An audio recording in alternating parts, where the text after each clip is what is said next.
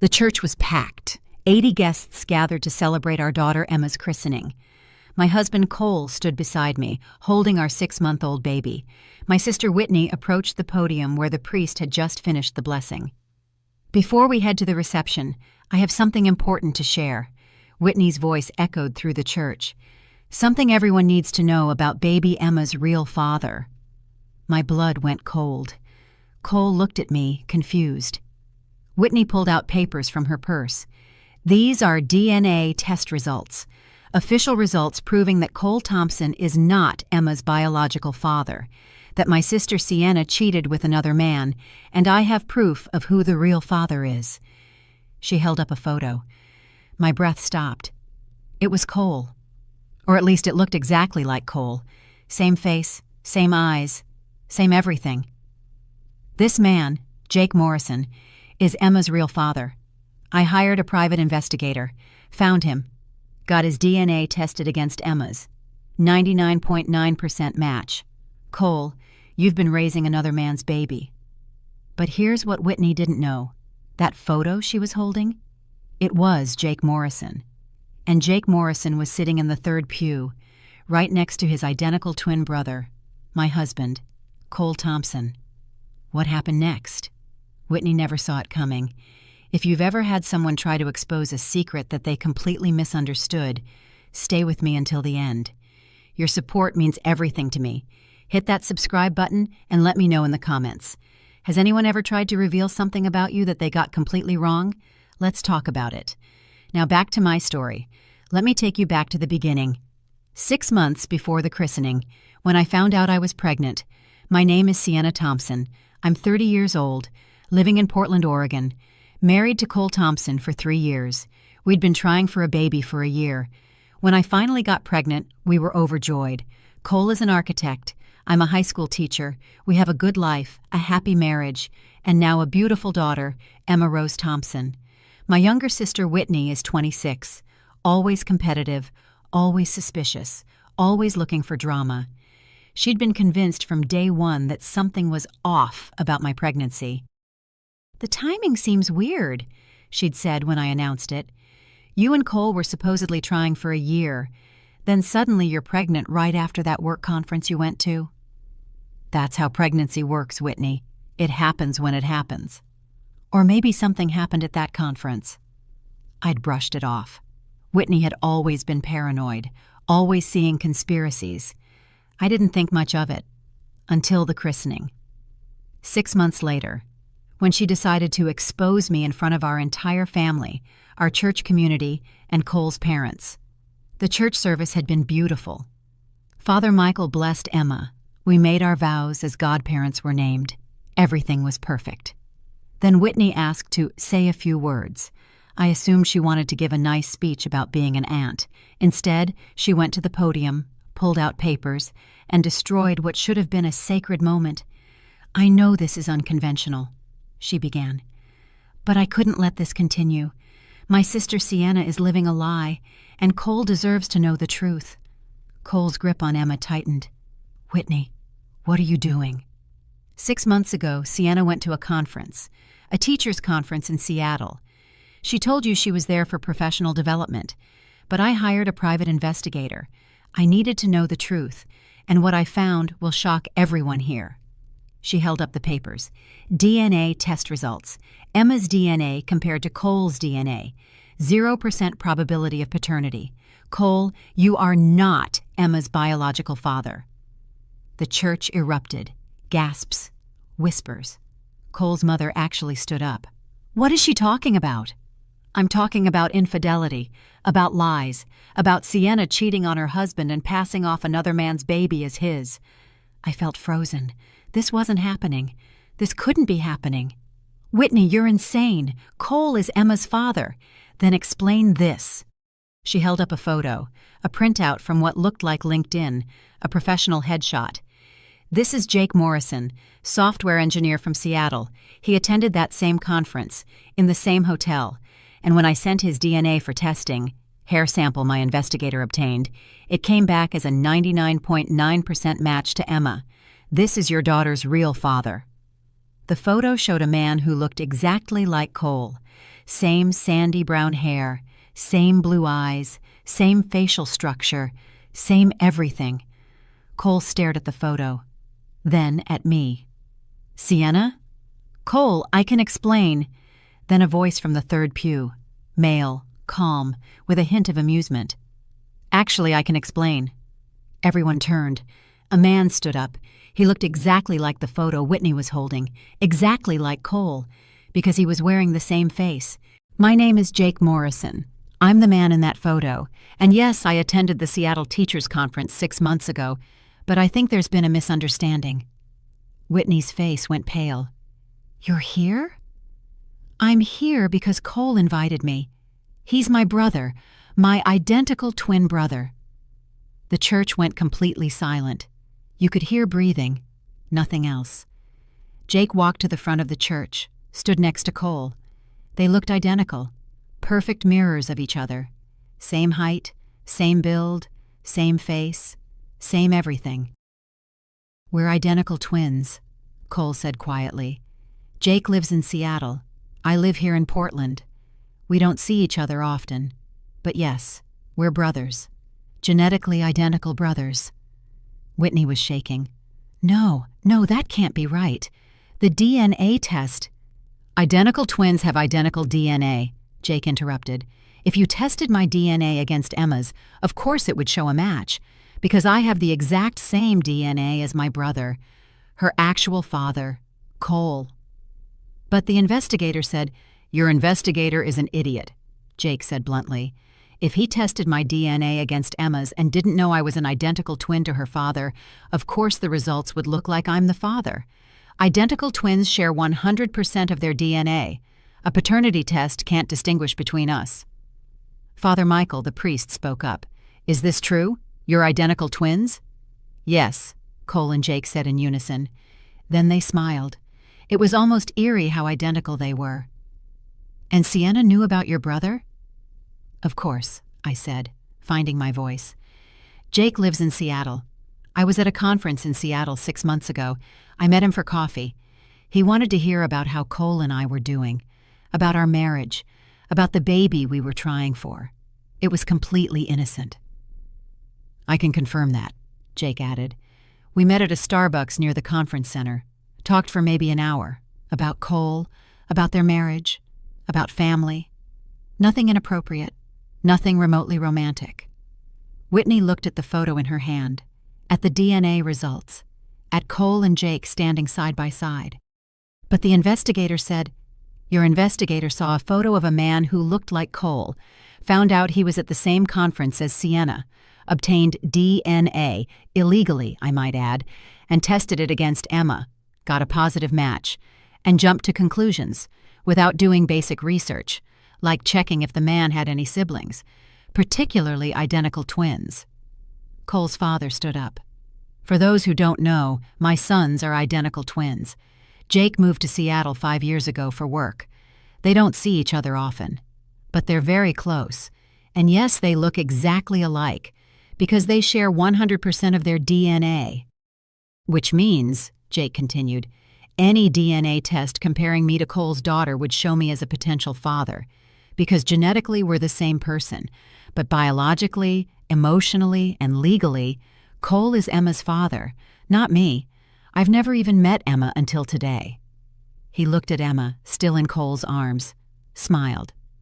"She's beautiful, by the way. Looks like our side of the family."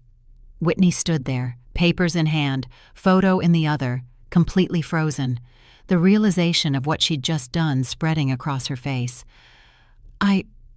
I didn't know. The investigator didn't mention." "Your investigator didn't do his job," Cole said coldly. "And you didn't think to ask me. You didn't think to verify. You just assumed the worst. Hired someone to invade my brother's privacy, obtained his DNA illegally, and then publicly accused my wife of infidelity, at our daughter's christening, in a church, in front of our entire family. I was trying to protect you. By humiliating my wife, by disrupting a sacred ceremony, by making baseless accusations?" Father Michael interrupted. "Perhaps we should move this to the parish office. This is not the place." "No," I said firmly. Everyone heard the accusation. Everyone should hear the truth. Whitney hired a private investigator to follow me, to follow Jake, to illegally obtain DNA samples, to test them against our daughter. And when the results came back positive, because of course they would for an identical twin, she jumped to the worst conclusion. Without verification, without research, without even asking me. I saw the photo and assumed it was another man, even though Jake looks exactly like Cole, because they're identical twins. Did you even consider that possibility? The investigator said, the investigator was wrong, and you trusted him over your own sister, over your brother-in-law, over basic common sense. Cole's mother approached Whitney. You have caused tremendous harm today, to this family, to this sacred ceremony, to a marriage, all because you couldn't mind your own business. I thought I was helping. You thought you were exposing a scandal. You were looking for drama, looking for something to be wrong, and you created a disaster based on incomplete information and a fundamental misunderstanding of genetics. Whitney looked at me, tears streaming. Sienna, I'm sorry. I didn't know. You didn't bother to find out. You hired an investigator, spent money, obtained DNA illegally, created this whole presentation, and never once thought to ask me, to talk to Cole, to verify your information. You just wanted to be right, to expose something, to create drama. Jake stepped forward. And for the record, I'm considering pressing charges. You obtained my DNA without consent. That's illegal in Washington state. Your investigator committed a crime, and you used the results to publicly defame your sister. I can sue for invasion of privacy, for defamation, for harassment. Please, I didn't mean... What you meant doesn't matter. What you did matters, and what you did was illegal and harmful. Father Michael gently guided everyone toward the parish office. The guests were ushered to the reception hall by church staff, but our immediate family stayed. Whitney, her husband Brian, Cole and I, Jake, our parents, and Cole's parents. In the office, Father Michael closed the door. This is a serious situation. Whitney, you've made very serious accusations, based on faulty information, and you've disrupted a sacred sacrament. What do you have to say? Whitney collapsed into a chair. I thought I was protecting Cole. I thought Sienna had cheated. The investigator seemed so certain. The DNA results seemed conclusive. I never thought about twins. I never considered... You never asked, I interrupted. Never verified. Never thought to check basic facts, like whether the man in the photo had any connection to Cole. A simple Google search would have shown that Jake Morrison and Cole Thompson are brothers. I didn't Google him. I just saw the photo, the conference overlap, the DNA results, and made assumptions. Terrible, harmful assumptions. Jake pulled out his phone. I want to know about this investigator. What's his name? Whitney hesitated. Marcus Webb, Private Investigations. Jake typed on his phone, showed the screen to Cole. This guy? Yeah, that's him. He's not licensed in Washington or Oregon. He's not a licensed private investigator at all. He's a freelance researcher who advertises on Craigslist. No credentials, no training, no legal authority. Whitney's face went white. What? You hired an unlicensed investigator who obtained DNA samples illegally, who performed tests without consent, who made claims without verification, and you paid him how much? $5,000. For the investigation, the DNA tests, the report, you paid $5,000 to an unlicensed investigator for illegal DNA testing and a report that was completely wrong. Because he didn't do basic research, didn't know about identical twins, didn't verify anything. Brian, Whitney's husband, stood up. Whitney, what have you done? I thought I was helping. Everyone thinks Sienna is so perfect. Perfect marriage, perfect baby. I wanted to show that she's not, that she makes mistakes too. So this wasn't about protecting Cole, I said quietly. This was about tearing me down. You wanted to find something wrong, wanted to prove I'm not perfect. So you hired someone to investigate me, to follow me, to find dirt. I just wanted the truth. You wanted a scandal. And when you thought you found one, you couldn't wait to expose it. At my daughter's christening, in front of everyone, without verification, without compassion, without even basic fact-checking. Cole stood up. I want that investigator's contact information. I'm reporting him to the authorities for practicing without a license, for illegal DNA collection, for fraud.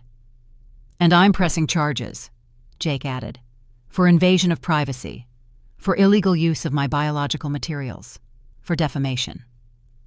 And we're considering a lawsuit, I added, for defamation, for emotional distress, for disrupting a religious ceremony, for damaging our reputation.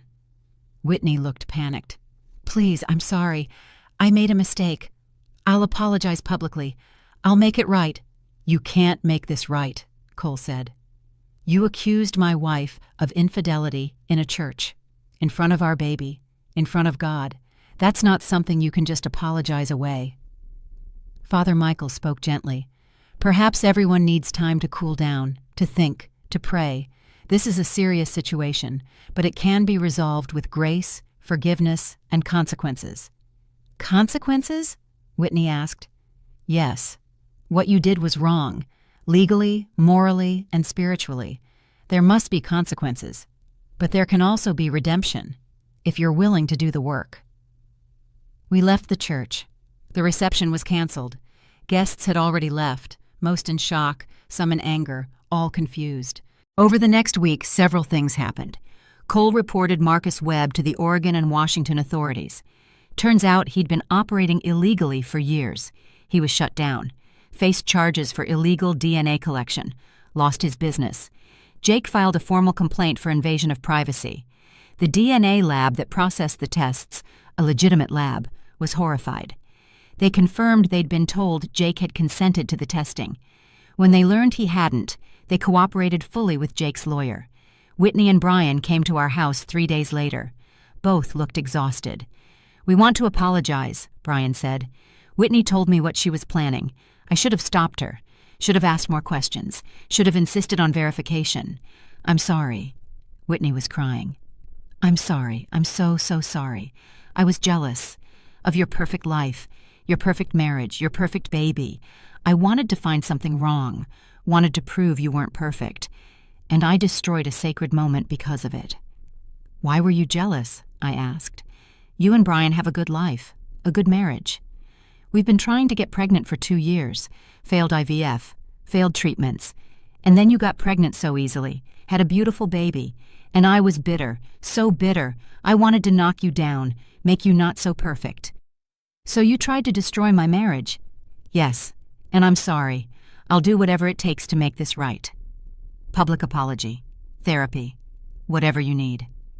Cole spoke. We need space, time. We need to decide if we can move forward with you in our lives.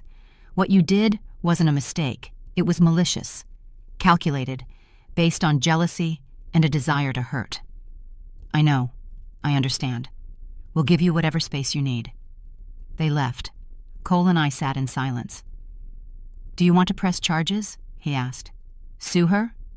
I don't know. She's my sister. But what she did was terrible, illegal, harmful. You have every right to pursue legal action. But she's family. Family doesn't do what she did. Family doesn't hire investigators to dig up dirt.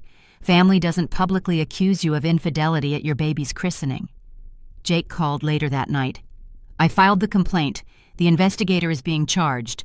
The lab is cooperating, and I'm considering a civil suit against Whitney for the illegal DNA collection. What do you want us to do? I asked. That's up to you. She's your sister, not mine. But what she did to you, to your marriage, to your reputation, to Emma's christening, that's unforgivable in my book. I'm so sorry you got dragged into this. I'm glad I was there. Glad I could expose the truth immediately. Imagine if I hadn't been at the christening.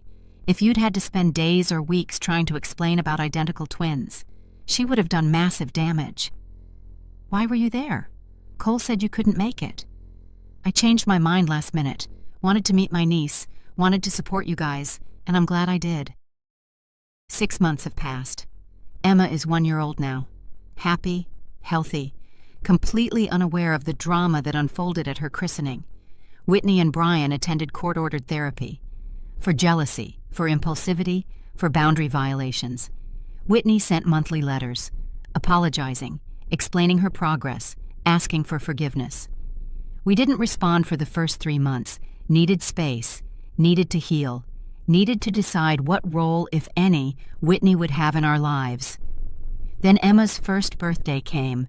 We had a small party, family only, Cole's parents, my parents. Jake came down from Seattle, and we invited Whitney and Brian, on conditions, no drama, no assumptions, no investigations, just showing up, being supportive, being family. They came. Whitney held Emma for the first time since the christening, cried. "She's beautiful. I'm so sorry I tried to destroy this, destroy your family." "You didn't destroy it. You damaged it. But we're healing. I'm in therapy, working through the jealousy, the need to compete, the desire to tear others down when I'm struggling. It's hard work." "Good. Keep doing it." Brian pulled Cole aside. "We're starting adoption proceedings. Decided that if we can't have biological children, we'll provide a home for a child who needs one. Whitney's therapist suggested it, channeling the desire for a child into helping one who exists and needs a family." "That's good. Really good." Over the following months, Whitney and I rebuilt slowly. Coffee once a month. Supervised visits with Emma. Boundaries clearly defined. She couldn't ask invasive questions. Couldn't make accusations. Couldn't assume the worst. It was hard. Trust was broken. But family is complicated. And sometimes, with work and consequences and genuine change, things can heal. Jake became a regular part of our lives. Visits every few months, FaceTime calls with Emma, Uncle Jake who looks exactly like Daddy. Emma thinks it's hilarious. The private investigator, Marcus Webb, was convicted of fraud and illegal DNA collection, lost his business, faced fines and probation. The DNA lab implemented new verification procedures, requiring explicit consent, verifying identities, ensuring tests are legitimate before processing. And our church community? They rallied around us, apologized for witnessing such a painful moment, offered support. Some sent cards, some brought meals, some just showed up. Father Michael did a sermon about assumptions, about verification, about grace and forgiveness and consequences, about how families heal. He didn't mention us by name, but everyone knew. I'm Sienna Thompson. I'm 31 years old. 6 months ago, my sister Whitney tried to expose me as a cheater at my daughter's christening. She stood up in church, announced I'd had an affair, showed DNA test results proving my husband wasn't Emma's biological father. She had a photo of the real father, Jake Morrison, a man who looked exactly like my husband, because Jake Morrison is my husband's identical twin brother.